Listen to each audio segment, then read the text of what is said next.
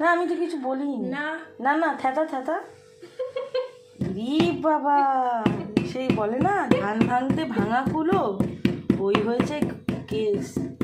হাতুড়ি দিয়ে আদা ছেঁচাচ্ছে, হাতুড়িটা ডিমোশন হয়েছে, প্রমোশন না।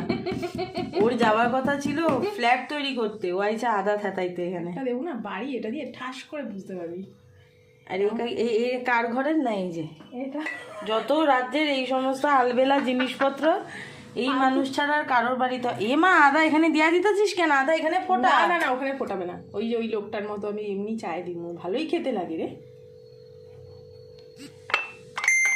আমার চাচু করিস নাই তো?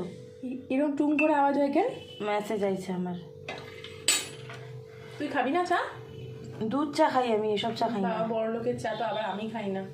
তা দুধ আনতে কইলি না কেন? যে আমি তো বুঝি নাই তুই যে দুধ খাবি, মানে চা খাবি, সরি।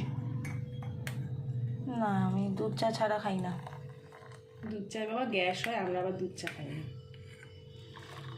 বল ওটা একটা এক্সট্রা পয়সা খরচ, তাই খাস না, দুধের পয়সা খরচ করিস না। সে তুই যাই ভাব। লেবু চা খাবি? তাই 3টা বারছোস। লেবু চা খাবি? 3টা বারছোস কেন? তুই খাবি বলে না আমি, না আমার এমনি লিকার দে তাহলে। মানে এই তো এমনি লিকার তো একটু ঢেলে দিলাম এখন।